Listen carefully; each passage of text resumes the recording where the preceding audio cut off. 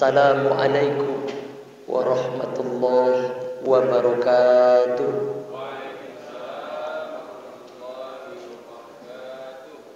Alhamdulillahilladzi khalaqal mauta wal hayata liyabluwakum ayyukum ahsanu amala. Asyhadu an la ilaha illallah wahdahu la syarika lah wa asyhadu anna sayyidana Muhammadan rahmatan lil alamin. Allahumma salli wa sallim wa barik wa karim wa hadzal nabiyil karim sayyidina wa habibina wa syafi'ina wa qurrati a'yunina wa maulana Muhammad sallallahu alaihi wasallam.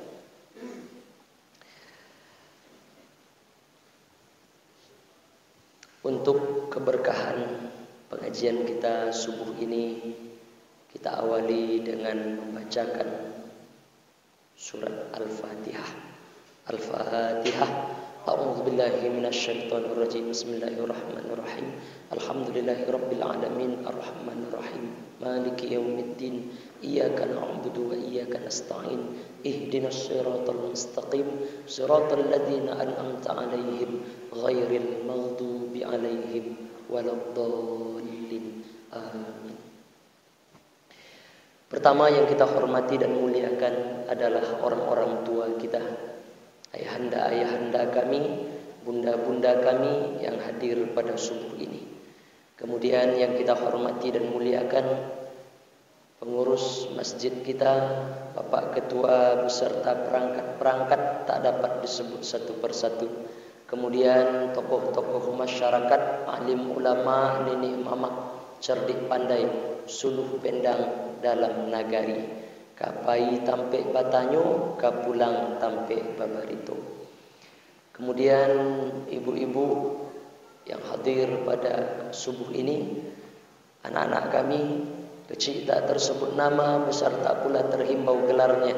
InsyaAllah yang hadir subuh ini mudah-mudahan ketika semua tempat yang kita injak di muka bumi Allah ini akan datang di hari kiamat bersaksi, al-yawma nakhtimu ala afwahihim wa tukallimuna aydihim wa tashhadu arjuluhum bima kanu yaksibun.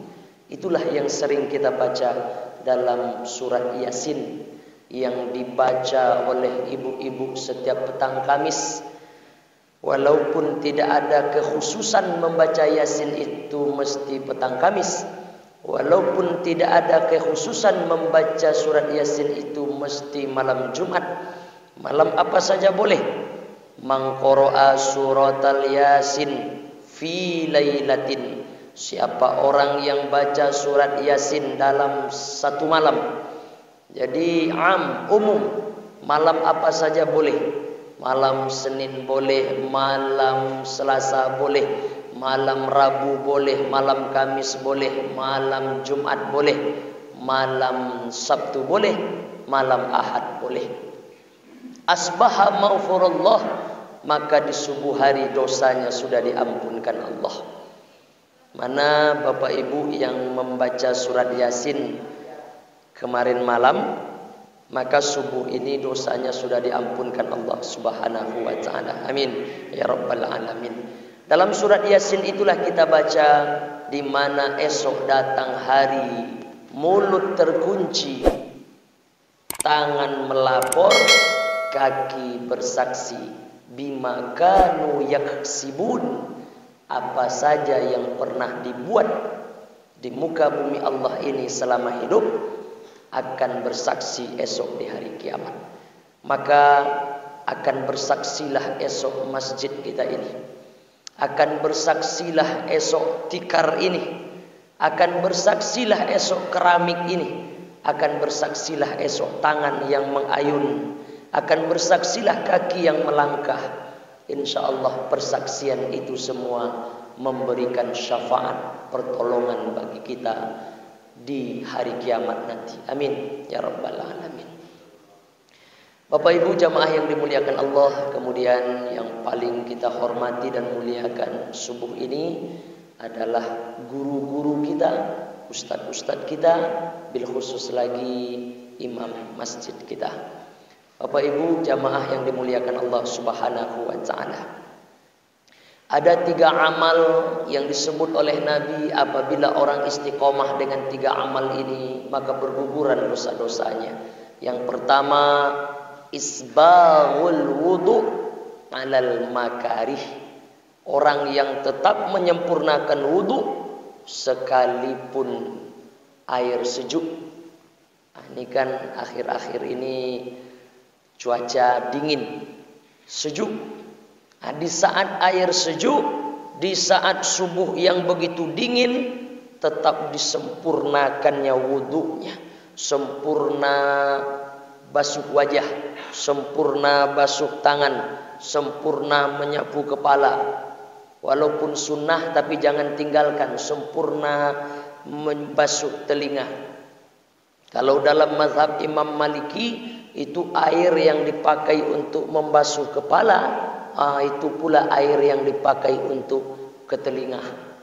Ada bapak-bapak mungkin nengok kawan berwudu, diambilnya air, diusapkan dari sini sampai ke belakang, balik lagi ke depan, pas balik itu langsung air yang sama ke telinga.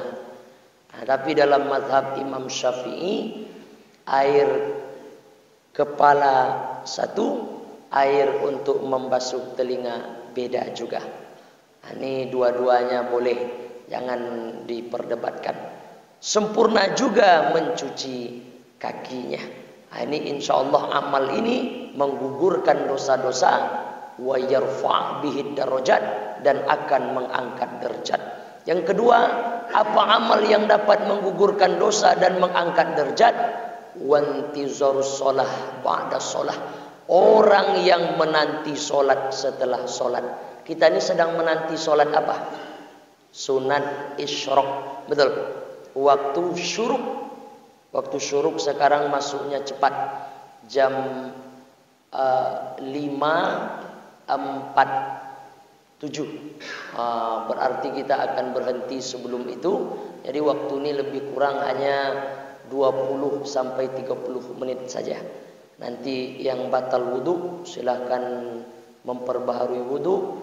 Nanti sebelum acara inti kita subuh ini sarapan pagi bersama. Itu acara inti ya. Kita nanti sholat sunat isyraq dulu 2 rakaat. Jadi kita ini sedang menanti apa Pak Ustaz? Sedang menanti sholat berikutnya, sholat sunat isyraq. Sudah 2 kita dapat.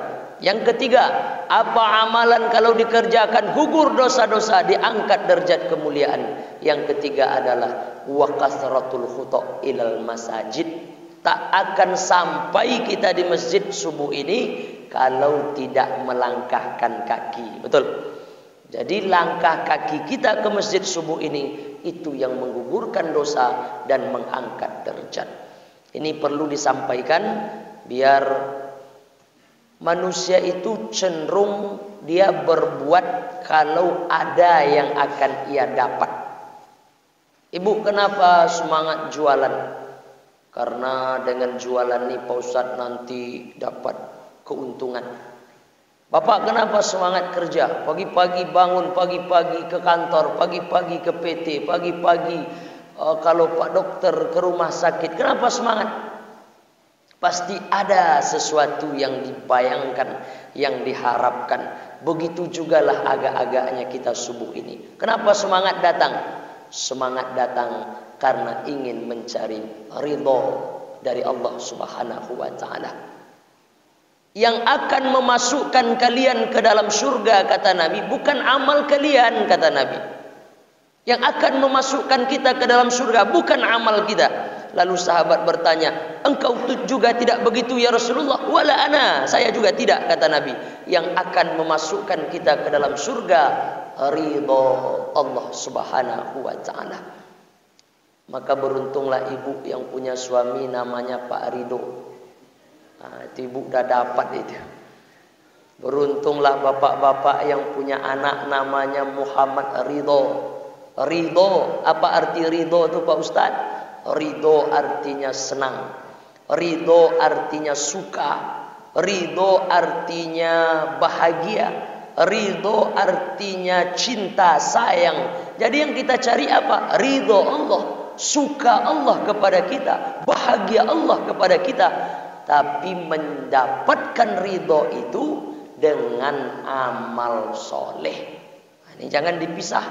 Ada juga jamaah ini, dia setelah mendengar rupanya yang memasukkan kita ke dalam surga itu bukan amal kita, yang memasukkan kita kepada surga itu ridho. Jadi buat apa kita beramal kalau memang bukan amal? Amal itu sarana untuk mencari ridho. Ibu, akan bertambahlah sayang bapak, akan bertambahlah cinta suami, ridho suami kalau ibu beramal.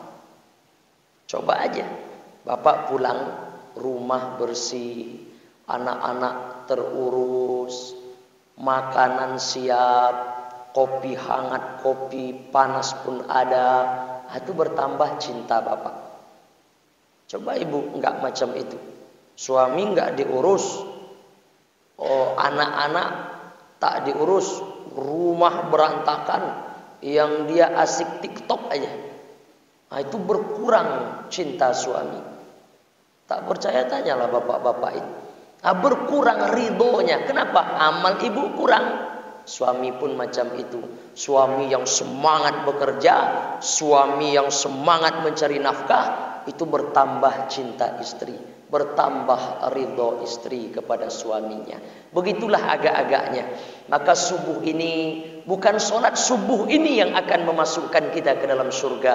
Yang akan memasukkan kita ke dalam surga adalah ridho Allah. Tapi dengan hadirnya kita subuh ini, itu menjadi jalan Allah itu ridho kepada kita. Ibu-ibu jamaah, bapak-bapak yang kita hormati, insya Allah semua kita yang hadir ini semuanya dalam keridhaan Allah Subhanahu wa taala. Amin ya rabbal alamin. Siapa orang yang bangun di pagi hari dengan 3 sifat, kata Nabi. Ini hadis ini derajatnya hasan. Hasan itu di bawah sahih, sedikit di bawah sahih. Ada kita punya pengurus namanya Pak Hasan, betul ya? Nah itu bagus itu. Hasan artinya baik, hasan artinya elok. Hadis ini hasan kita baca di kitab Jami' At-Tirmizi. Diriwayatkan dari Salamah bin Abaidillah. Siapa orang yang memiliki 3 sifat ini, kata Nabi, maka seolah-olah dunia itu Allah hadirkan bersimpuh di pangkuannya. Orang pergi pagi, pulang sore, bahkan lembur sampai tengah malam. Untuk apa? Mencari dunia. Orang tidur, dia begadang semalam suntuk. Untuk apa? Mencari dunia. Andailah mereka tahu, kata Nabi, 3 sifat ini ada pada mereka, maka seolah-olah dunia itu sudah mereka dapatkan. Apa itu Pak Ustadz? Yang pertama, siapa yang bangun di pagi hari dengan rasa aman, jiwa yang lapang, dan hati yang tenang. Agak-agaklah diri kita pagi ini. Gimana rasa hati? Gimana jiwa? Bagaimana perasaan? Aman tidak? Lapang tidak? Tenang tidak? Perasaan aman, jiwa lapang, hati tenang. Andai ini hadir di pagi hari pada diri seorang hamba, maka seolah-olah dunia itu ada di pangkuannya. Ada orang yang bangun langsung gelisah. Ada orang yang bangun langsung panik. Ada orang yang bangun pagi langsung galau, gegana, gelisah, galau dan merana. Makanya orang yang seperti ini baca doa lepas tidur pun lupa dia. Tapi orang yang bangun di pagi hari dengan perasaan yang aman, jiwa yang lapang, hati yang tenang, bangun pagi duduk. Ini sunnah ya. Bangun pagi itu dari tidur jangan langsung tegak. Bisa berkunang-kunang mata kita, sakit.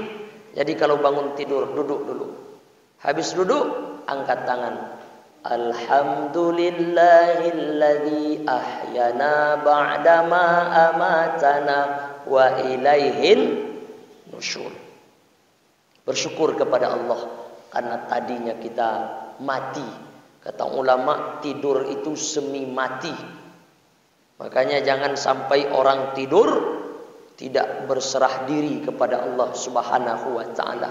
Jangan-jangan itu tidur terakhirnya. Jangan-jangan dalam tidur tuh malaikat maut datang mencabut nyawanya. Maka diajarkan kita oleh Pak Imam, diajarkan kita oleh tuan-tuan guru kita, menjelang tidur jangan lupakan yang 5. Apa itu yang 5 Pak Ustaz? Yang pertama Al-Fatihah 1 kali, yang kedua An-Nas sekali, yang ketiga Al-Falaq sekali, yang keempat ayat kursi sekali, yang kelima Al-Ikhlas 3 kali. Tiupkan ke telapak tangan. Ini anak-anak kita nih Pak, ingatkan mereka. Nah, jangan engkau tidur dulu sebelum yang 5. Al-Fatihah sekali, An-Nas sekali, Al-Falaq sekali, ayat kursi sekali, Al-Ikhlas 3 kali. Ini paling minimal. Adapun tambahan-tambahan yang lain silahkan.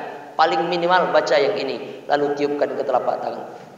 Kemudian usapkan dari ujung kepala sampai ujung kaki. Insya Allah malam itu dijaga oleh Allah dari segala macam bentuk orang yang mau berbuat jahat. Tukang-tukang santet, tukang-tukang sihir, itu kerjanya kapan? Malam. Saya pernah punya kawan, tak tahu saya rupanya dia dukun. Sampai hari ini bekawan Pak Ustaz, bekawan juga, tapi beda mazhab ya. Nah, dia jalur neraka, saya jalur surga insyaallah. Nah, mereka dia yang ngaku. Pengakuannya 2. Yang pertama, Pak Ustaz, kalau datang orang mau minta sesuatu, itu kami kerjakan tuh malam Pak Ustaz. Malam dia bekerja, nyantet-nyantet orang, nyihir-nyihir orang, kirim-kirim penyakit-penyakit, atau malam kerjanya. Maka kita pagar diri kita malam. Jangan pagar dengan jimat. Ini pagar dengan jimat, bertambah-tambah jinnya, bertambah-tambah setannya. Jangan pagar dengan jimat. Ibu-ibu nggak ada pakai jimat kan yang di belakang? Nggak ada kan? Bapak-bapak nggak ada pakai jimat kan? Jadi jangan pakai jimat. Kenapa tak boleh pakai jimat Pak Ustaz? Apalagi ibu-ibu. Ibu-ibu nanti akan bisa masuk surga, bebas memilih pintu yang mana saja untuk masuk. Surga itu ada pintunya. Makanya ada masjid namanya Babul Jannah. Babun, pintu jannah, surga, pintu surga. Ada pula masjid namanya apa? Miftahul Jannah. Miftahul, kunci jannah, surga. Kenapa ada kuncinya? Karena ada pintunya. Jadi surga itu ada pintunya. Ada orang yang masuk surga bebas memilih dari pintu mana saja. Silakan pilih. Nih macam masjid kita ini kan kita bebas. Mau masuk sayap kanan, mau masuk sayap kiri, atau mau masuk dari belakang, silakan. Macam itulah agak-agaknya nanti. Siapa mereka? Itulah perempuan pertama yang tidak berbuat kesyirikan. Jadi ibu-ibu yang tak berbuat syirik, insya Allah poin pertama dapat. Dia ada 4 syaratnya. Yang kedua, yang menjaga sholat 5 waktunya. Yang ketiga, yang menunaikan puasa Ramadan. Makanya 2 ini penting. Orang yang tinggal-tinggal sholat 5 waktunya dulu, hari ini mesti diqadha'nya. Sepakat 4 imam mazhab Ahlus Sunnah wal Jamaah, Hanafi, Maliki, Syafi'i, Hambali.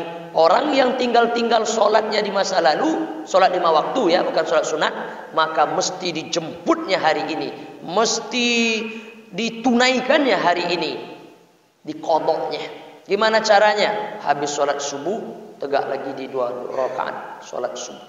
Maka kalau ada bapak-bapak, ibu-ibu, habis sholat subuh tadi langsung dia tegak lagi. Itu jangan bisik-bisik kita. Ada jemaah ini bisik-bisik, sesat itu. Mungkin beliau sedang mengqadha subuhnya. Kalau takut kita agak-agaknya jadi gunjingan orang, pulang ke rumah, di rumah kita tunaikan subuh. Cuma karena ada pengajian ini, jangan subuh sekarang, besok insyaallah ya. Nah, nanti sholat zuhur tegak lagi dijemput. Kalau puasa Ramadan gimana Pak Ustaz? Sama. Jadi jangan puasa kita yang tinggal itu berlalu begitu saja. Tidak boleh. Man mata, siapa yang mati meninggalkan hutang puasa Ramadan, ahli warisnya wajib membayarkannya. Saking pentingnya. Cuma beda sholat dengan puasa apa? Kalau puasa boleh digantikan oleh ahli waris. Kalau qadha sholat tak bisa. Jadi yang mengqadha sholat itu orangnya itu sendiri, tak bisa dilimpahkan pada ahli waris. Pertama, tidak berbuat syirik. Yang kedua, menjaga sholat 5 waktu. Yang ketiga, puasa bulan Ramadan. Yang keempat, taat pada suami yang soleh. Itu dia 4 syarat. Ibu sempurnakan yang 4 ini, insya Allah besok ibu masuk surga, bebas pilih dari pintu yang mana saja. Ada ibu ingat yang 4 ya?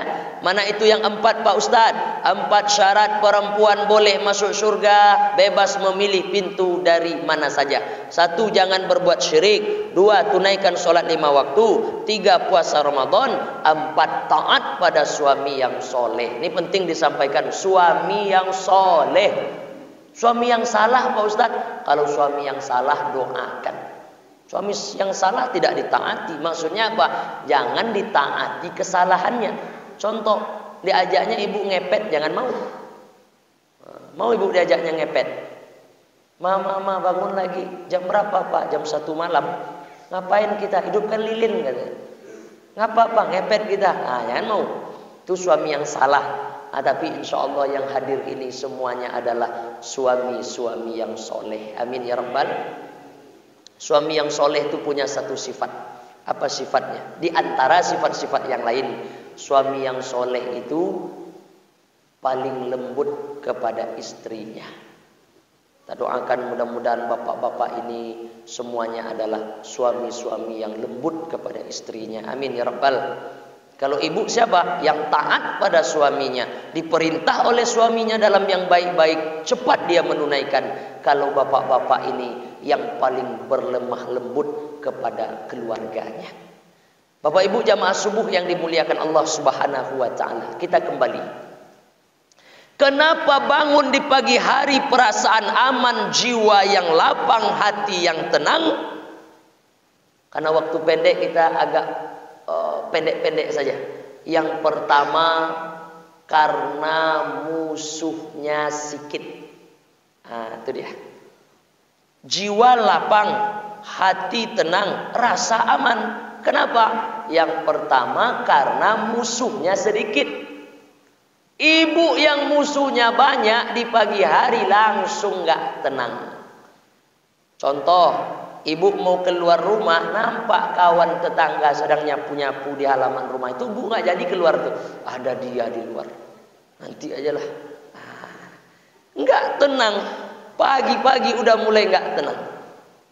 Bapak-bapak juga macam tuh. Mau keluar rumah, nampak dia sedang manasin mobil di luar. Nanti ajalah, malas saya.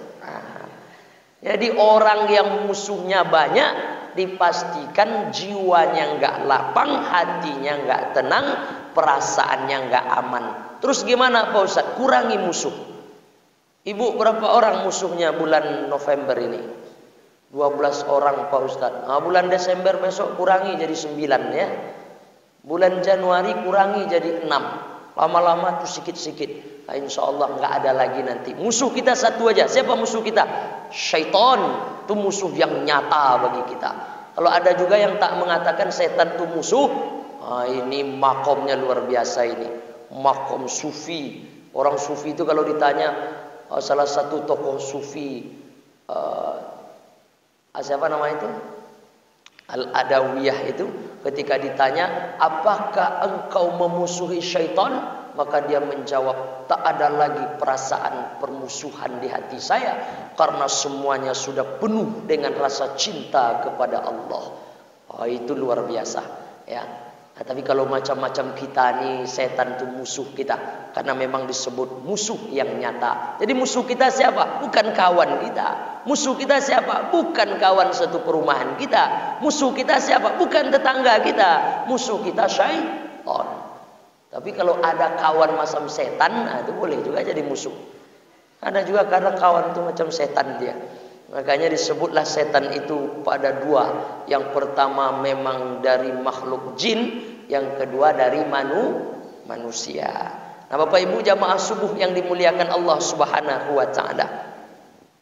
Yang kedua, orang yang bangun di pagi hari jiwanya lapang, perasaannya aman dan hatinya tenang karena di pagi hari itu hatinya penuh dengan ingat kepada Allah. Jadi ternyata yang membuat hati kita itu tenang, perasaan kita itu aman, jiwa kita itu lapang, apa? Ada orang yang galau di pagi hari, diteleponnya kawannya. Hari ini ayolah kita main ke jembatan Nambarelang. Kita cari pantai yang paling bagus di sana, biar tenang perasaan kita, biar lapang jiwa kita, biar mantap. Boleh datang, tapi selama di sana agak 2-3 jam tenang, pulangnya gelisah lagi. Ada orang yang ketika gelisah hatinya, ketika enggak tenang perasaannya, pergi dia ke Monik Karaoke, bernyanyi dia agak 4, 5, 6 lagu di situ. 2-3 jam di Monik Karaoke tenang, tapi begitu pulang gelisah lagi. Lalu sebenarnya mana yang membuat hati kita itu bisa tenang, yang permanen dalam jiwa kita?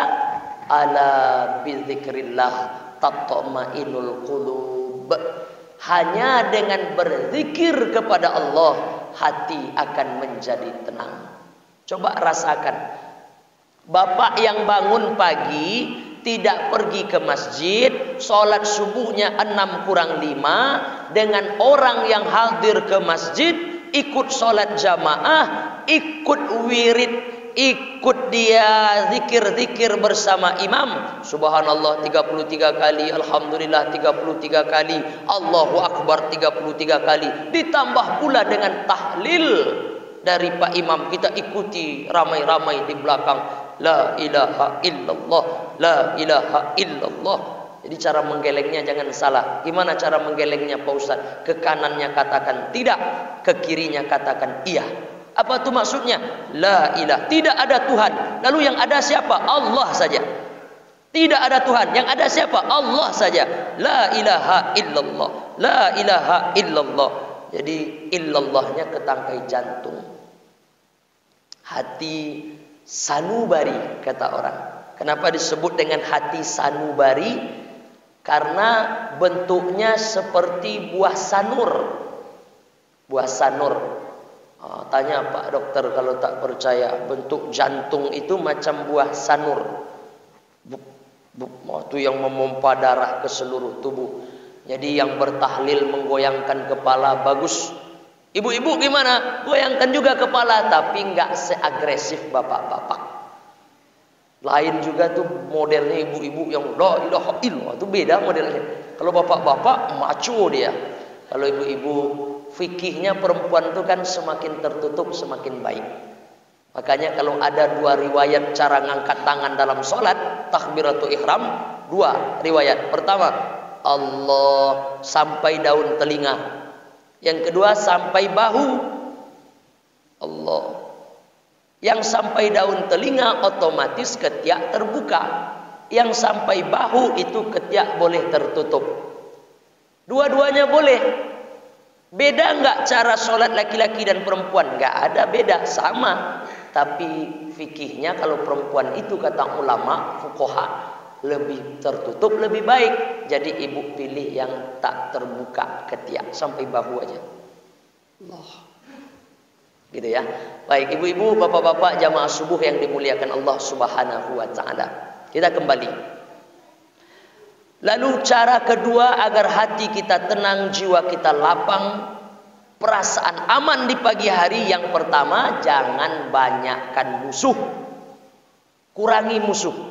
Memanglah hidup ini tak akan ada orang yang apa namanya itu, nggak ada gesekan, nggak ada clash, nggak ada timbang pendapat, nggak ada, tapi kita minimalisir karena ternyata itu salah satu yang bisa membuat hati nggak tenang.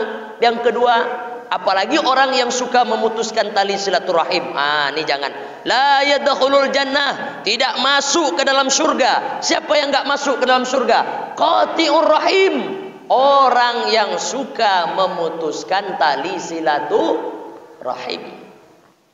Jadi kalau bertengkar dengan orang gimana Pak Ustaz? Buat batas waktu 3 hari. Saya gitu. Ya kalau bertengkar sama orang saya buat waktu 3 hari. Hari Ahad saya bertengkar, 2 hari Senin jangan sapa dia. Hari Selasa masih masam wajah sama dia, boleh. Hari Rabu masih lagi diam-diaman, nggak apa-apa. Hari Kamis mulai perbaiki hubungan, gitu ya. Ibu kalau bertengkar sama suami macam itu juga, diamkan aja bapak tuh 3 hari, tapi hari keempat mulai peluk lagi dia dari belakang. Ya, bapak-bapak juga kayak gitu. Jadi ternyata memang tak adalah orang ini, tak ada orang berkelahi dia malam Jumat, malam Sabtu langsung dia makan mie ayam berdua, nggak ada. Itu manusiawi ya, tapi jangan sampai berlarut-larut, apalagi putus tali silaturahim. Qati'ur rahim la yadkhulul jannah, orang yang suka memutuskan tali silaturahim tidak akan dimasukkan Allah dalam surga. Artinya apa? Tidak dapat ridha Allah, Allah nggak suka kepadanya. Na'udzubillah. Nah Bapak Ibu jamaah subuh yang dimuliakan Allah Subhanahu wa ta'ala, maka dengan memperbanyak zikir kepada Allah. Pak Ustadz, sudah sering kami berzikir Pak Ustadz, tapi zikir itu kenapa tak membawa ketenangan pada hati kami, pada jiwa kami, pada perasaan kami? Makanya kita pernah mendengar begini, orang yang belajar tidak pada guru, atau orang yang belajar tidak pada mursyid, orang yang belajar dicari-carinya aja sendiri, atau ada orang yang mendapatkan ilmu tapi tidak dengan guru. Lalu siapa sebenarnya yang mengajarkannya? Yang mengajarkannya setan.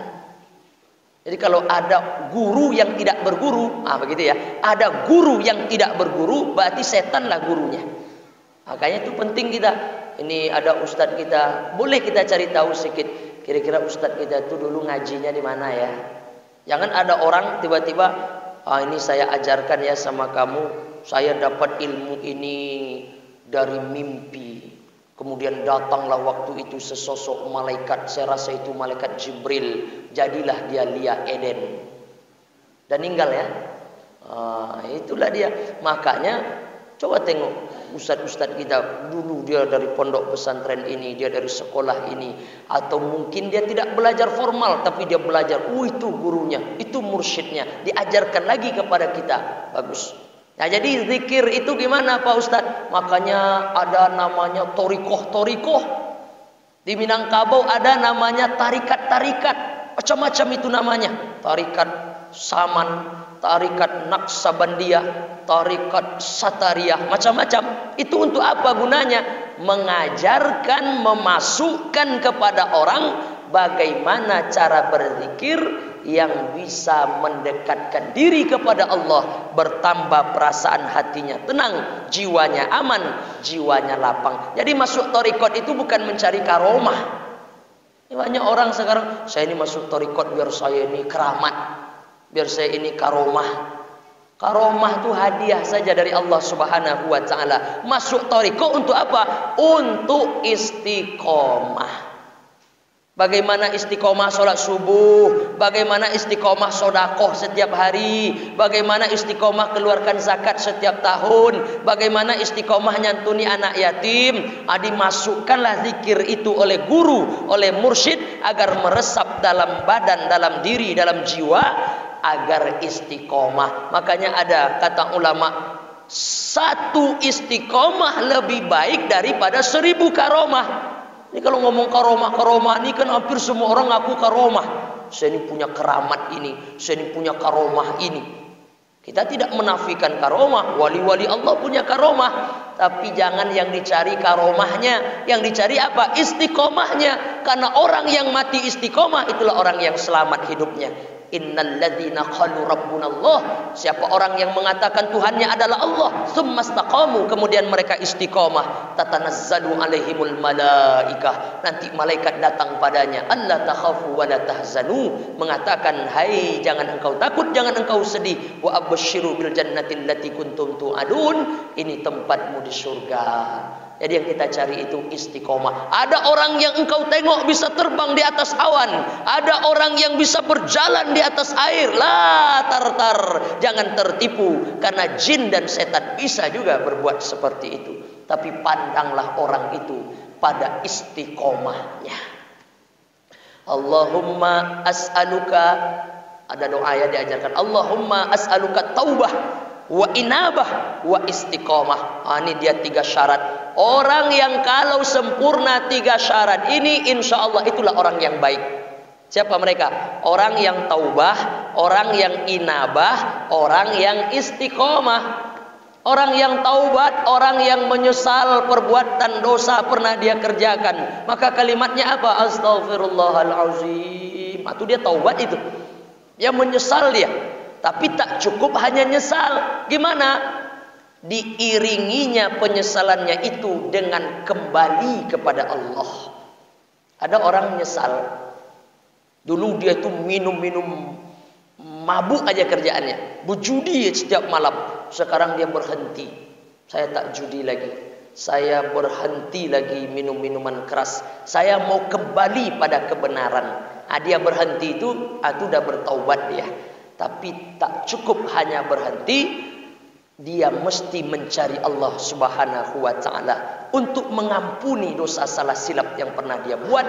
Itu namanya inabah. Orang yang berkelanjutan, orang yang berketerusan, orang yang continue dalam ketaatan, makanya dia masuk pada maqam istiqomah. Inilah yang ingin kita dapatkan. Taubat, inabah, istiqomah. Mudah-mudahan 3 itu berkumpul pada kita jamaah ini. Amin ya rabbal alamin. Bapak Ibu jamaah subuh yang dimuliakan Allah Subhanahu wa ta'ala. Maka syarat beragama itu ada 3. Kalau ada orang yang tidak pas ketiga-tiganya, maka tak sempurnalah agamanya. Mana itu yang 3 Pak Ustadz? Yang pertama iman, yang kedua Islam, yang ketiga ihsan. Ini diambil dari hadis sahih ya. Orang menyebutnya ini hadis Jibril, karena yang datang malaikat Jibril pada Rasulullah sallallahu alaihi wasallam ini dapat kita temukan dalam kitab hadis Arba'in pada hadis yang kedua yang ditulis itu oleh Imam Nawawi. Hadisnya panjang, nanti ngaji sama Pak Imam kita hadisnya. Intinya adalah orang yang sempurna agamanya yang pertama mesti percaya kepada Allah. Percaya pada yang gaib. Alladzina yu'minuna bil ghaib. Percaya pada yang gaib itu maksudnya apa? Percaya kepada Allah karena Allah itu gaib. Jadi orang yang sempurna agamanya pertama mesti imannya mantap dulu. Makanya ngaji ilmu kalam, ngaji ilmu tauhid itu untuk memantapkan keyakinan, memantapkan iman. Iman saja nggak cukup. Ada orang, kamu percaya nggak sama Allah? Percaya. Tapi dia tak mau sholat, dia nggak mau puasa, dia nggak mau sedekah, dia nggak mau zakat. Duitnya banyak, tak mau naik haji, tak mau umroh. Ini tak betul. Karena yang kedua syarat atau rukun beragama yang kedua adalah Islam, syariat, menjalankan ibadah. Pembuktian dari iman itu adalah ibadah. Ini bukti iman nih. Jadi yang datang subuh ini insya Allah nih orang-orang yang beriman semuanya. Amin ya rabbal. Ada Islam. Yang ketiga ada namanya ihsan. Ibu-ibu ada punya suami namanya Pak Ihsan? Belum ada? Carilah. Ya, bagus itu. Ihsan. Ihsan dibagi lagi jadi 2. Ihsan bil makhluk, ihsan billah. Ihsan pada makhluk apa itu? Berbuat baik kepada makhluk, kepada hamba-hamba Allah, kepada binatang, kepada makhluk Allah. ihsan billah. Apa maksudnya? Merasa diri ini selalu diawasi oleh Allah dimanapun ia berada. Makanya orang ihsan itu kalau dia ibadah seolah-olah dia menengok Allah. Kalau tak mampu kita menengok Allah, karena memang tak akan mampu kita menengok zat zahir Allah, itu tak akan bisa. Lalu kalau begitu gimana? Fahamilah bahwa Allah itu sedang menyaksikan kita. Itu memang dilatih untuk bisa dapat merasakan itu. Itulah orang ngaji dengan mursyid-mursyid, masuk torikoh. Jadi ilmu torikoh, ilmu tasawuf itu bukan haram, harus. Untuk apa? Dapat merasakan bahwa Allah itu menengok kita. Nah, Bapak Ibu jamaah subuh yang dimuliakan Allah Subhanahu wa taala, kita kembali. Jadi cara hati agar tenang, jiwa lapang, perasaan aman di pagi hari, berzikir kepada Allah. Pak Ustadz, saya sudah berzikir dari dulu tapi nggak juga tenang hati. Mungkin cara berzikirnya belum mantap. Gimana cara berzikirnya? Ada zikir yang jahar, macam tadi jahar, la ilaha illallah, la ilaha illallah. Tapi ada orang yang zikirnya khafi, zikirnya lunak, zikirnya lembut. Di mana dia berzikir? Pada kalbunya. Mana yang kalbu itu Pak Ustadz? Ada namanya hati sanubari. Dalam hati sanubari ada namanya hati nurani. Hati nurani yang lunak, itulah yang disebut orang dengan kalbu. Jadi zikirnya di kalbu. Diajarkan oleh Nabi Muhammad. Siapa yang diajarkan Nabi? Sayyidina Ali. Ya Rasulullah, ajarkan aku satu amal yang amal ini ringan aku kerjakan, tapi di sisi Allah nilainya luar biasa. Maka Nabi Muhammad menjawab, kalau itu yang engkau tanya wahai Sayyidina Ali, zikrullah wahai Ali, zikrullah, berzikir engkau wahai Ali, itu amalan yang ringan tapi nilainya di sisi Allah itu yang luar biasa. Sayyidina Ali bertanya, apa zikir yang paling baik ya Rasulullah? Afdal zikri fa'alam annahu la ilaha illallah. Berzikirlah dengan mengucapkan la ilaha illallah. Itulah yang kita baca tadi. La ilaha illallah, la ilaha illallah. Tapi Ali nanya, gimana caranya ya Rasulullah? Dalam hadis ini Nabi menyampaikan, kalau engkau bertanya caranya wahai Ali, maka 3 kata Nabi. Pertama, tutup matamu. Tutup mata. Jadi berzikir sambil nutup mata boleh. Yang tak boleh nutup mata dalam sholat. Dalam sholat jangan nutup mata. Orang yang sholat tuh matanya terbuka. Kenapa terbuka? Bunuhlah 2 yang hitam sekalipun engkau sedang sholat, kata Nabi. Bunuhlah 2 yang hitam sekalipun engkau sedang sholat.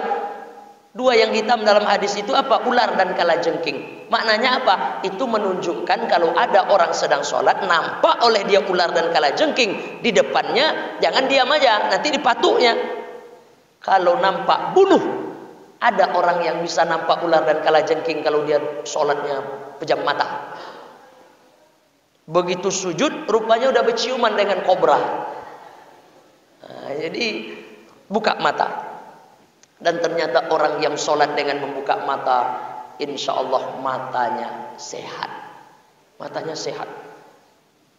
Ini kalau saya tengok di sini, ini saya aja yang pakai kacamata satu orang ini. Tapi perlu saya kasih tahu ya, saya ini bukan rusak matanya. Kok Ustadz pakai kacamata? Abang kacamata. Kata jamaah, Ustadz itu lebih gagah kalau pakai kacamata. Makanya saya pakai. Ya. Ini kalau saya buka kacamata ini, ibu-ibu ini nampak juga di belakang. Nah, Bapak Ibu yang dimuliakan Allah Subhanahu wa taala. Jadi, itu ada Pak dokter kita. Jadi, apa mata kita itu ada masanya begini dia. Ketika sujud, bangkit lagi, itu latihan otot-otot mata kita. Kalau ada Pak dokter nih ngomong-ngomong kesehatan nih grogi aja saya jadinya. Bapak Ibu yang dimuliakan Allah Subhanahu wa taala. Nah, kita kembali.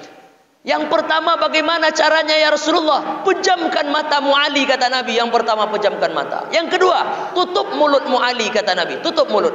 Yang ketiga, tongkatkan lidah ke langit-langit. Tongkatkan lidah. Itulah yang kita sering dengar kata ulama-ulama thariqah, matikan diri sebelum mati. Jadi orang mati itu 3 terkunci, 3 tertutup. Mana dia? Terkunci mata, tertutup mata. Terkunci mulut, tertutup mulut. Terkunci lidah. Kalaulah ada jamaah yang sesekali mau menengok orang mati itu, bukalah mulutnya. Itu lidahnya tertongkat ke langit-langit.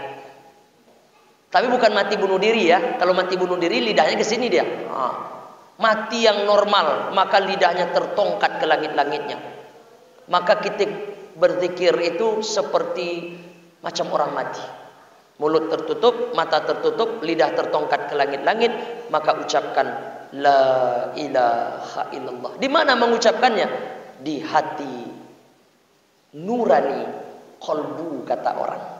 Nah, itu yang akan dapat membawa ketenangan pada jiwa kita. Bapak Ibu jamaah subuh yang dimuliakan Allah, waktu kita 3 menit lagi, yang duanya singkat saja. Jadi yang pertama, siapa orang yang dapat bangun di pagi hari dengan perasaan yang aman, jiwa yang lapang, hati yang tenang, maka itu dunia seolah-olah sudah ada di pangkuannya. Kita ini cari dunia ini kan ujung-ujungnya untuk apa? Cari bahagia. Duit banyak, pangkat jabatan tinggi, semuanya itu kan untuk bahagia. Tapi ternyata nggak ada jaminan. Orang kaya bunuh diri juga, orang punya pangkat jabatan stres juga. Nah ternyata tidak itu yang dapat mengekalkan kebahagiaan dalam hati. Maka orang yang dapat bangun saja dengan perasaan yang aman, jiwa yang lapang, hati yang tenang, seolah-olah dunia yang ia cari itu sudah ada pada pangkuannya. Itu yang pertama. Yang kedua, siapa orang yang bangun di pagi hari dengan badan yang sehat, maka itu seolah-olah dunia ada di pangkuannya. Allah hadirkan dunia itu untuknya. Ini yang hadir ini semua kan insya Allah sehat walafiat, betul. Dan adapun saudara-saudara kita yang sedang sakit, kita doakan insya Allah doa orang-orang yang soleh ini. Kalau berdoa dia kepada Allah, dikabulkan doanya oleh Allah. Amin ya rabbal alamin. Jadi bangun dengan badan yang sehat, itu dunia seolah-olah ada pada diri kita. Nah ini tak panjang penjelasannya. Maka dalam Islam itu mesti sepadan, tidak zikir-zikir saja, tidak hanya untuk kepentingan hati saja, tapi mesti badan ini juga harus sehat. Karena itu orang yang sempurna menunaikan ibadah, satu saja dulu, sholat, yang sempurna gerakan sholatnya, insya Allah sehat sampai mati. Contoh, waktu pendek ya, habis waktu kita. Yang sempurna salam dalam sholat, Assalamualaikum warahmatullah. Kenapa begitu salamnya Pak Ustadz? Ketika Nabi mengakhiri sholat lalu membaca salam, kami tengok pipi Nabi yang putih, kata sahabat. Kalau nampak pipi kita oleh kawan di belakang, itu cara salamnya gimana? Bisa salamnya macam ini? Nggak nampak itu. Kalau ingin nampak pipi oleh kawan di belakang, itu salamnya harus sempurna gelengan lehernya. Assalamualaikum warahmatullah. Assalamualaikum warahmatullah.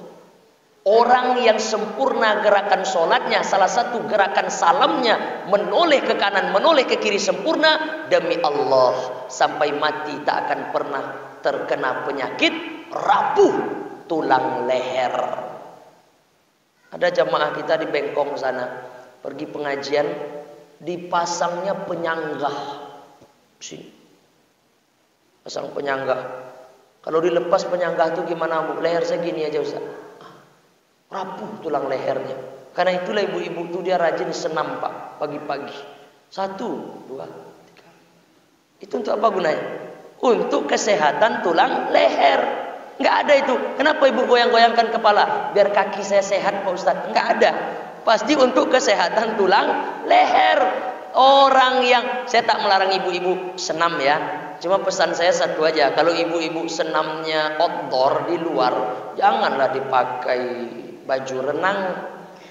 Ini ibu-ibu senam di perumahan, di fasum, pakainya baju ketat luar biasa. Setiap bapak yang lewat pakai motor berhenti. Pernah di satu tempat saya tengok ramai bapak-bapak berhenti pakai motor. Saya lewat, saya turunkan kaca mobil. Ada kecelakaan Pak? Nggak ada Pak Ustaz. Terus nengok ibu-ibu senam katanya. Ibu-ibu itu karena ramai bapak-bapak yang nengok di belakang, di situ pula gerakannya semakin agresif. Itu insya Allah nggak di Cipta Garden. Di mana Pak Ustaz? Dekat-dekat sini juga. Bapak Ibu jamaah yang dimuliakan Allah Subhanahu wa taala. Jadi siapa orang yang bangun di pagi hari dengan badan yang sehat, maka itu seolah-olah dunia ada di pangkuannya. Maka untuk sehat jangan lupa, kata Nabi, kalau engkau sakit berobatlah dengan 3. Di samping medis ya, yang pertama ruqyah tapi syariah.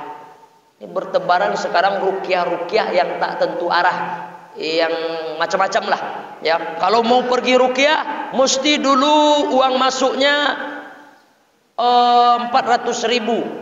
Nanti dibaca-bacakan sedikit air, udah nanti infak ya minimal 50.000. Itu tak betul ya. Kalau tolong aja, kalaupun ada sedikit infak boleh, tapi jangan pula ditarget ya. Jadi ruqyah yang syariah.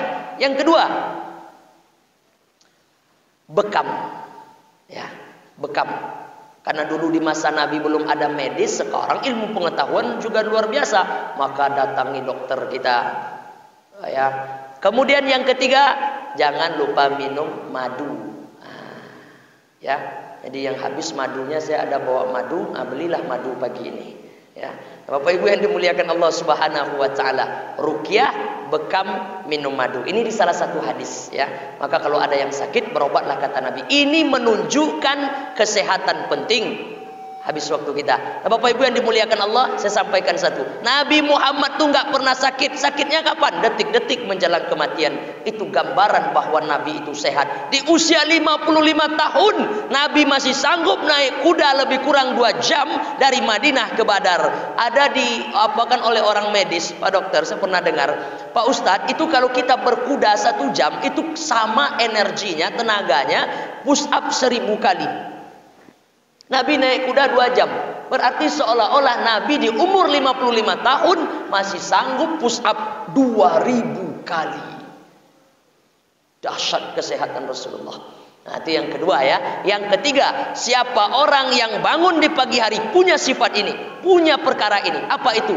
Ada yang mau dimakannya pagi itu, ada yang mau dimakannya pagi itu. Artinya apa? Beras ada agak 3 kilo. Cabai ada, bawang ada, untuk sarapan pagi itu ada. Maka seolah-olah dunia itu sudah ada di pangkuannya. Kita nih ada nggak yang mau disarapan pagi ini? Ada, di atas meja ada disiapkan. Jadi insya Allah kalau kita bangun dengan 3 perkara ini di pagi hari, pertama hati lapang, rasa yang aman, jiwa yang tenang. Yang kedua badan sehat walafiat. Yang ketiga ada yang mau dimakan pagi ini. Insya Allah jangan terlalu sibuk dengan dunia, nanti terkena penyakit wahan, hubbun dunia wa karohiyatul maut, cinta dunia yang terlalu berlebihan dan takut dengan kematian. Na'udzubillah. Habis waktu kita, itulah yang dapat disampaikan pada kesempatan ini. Mudah-mudahan subuh ini semua kita dalam keridhaan Allah Subhanahu wa taala, dan insya Allah berkelanjutan ketaatan kita, maka kita disebut dengan orang yang istiqomah. Kalau mati dalam keadaan istiqomah, insya Allah matinya husnul khatimah. Amin ya rabbal alamin. Demikian, mohon maaf kalau ada salah dan silap atau yang kurang pada tempatnya. Banyak mengecek, banyak nan sasek, banyak bakato, banyak nan lupo, kata orang Minang. Disusun jari yang 10, ditundukkan kepala yang 1. Mohon maaf yang sedalam-dalamnya. Akhirul kalam, billahi taufiq wal hidayah. Wassalamualaikum warahmatullahi wabarakatuh.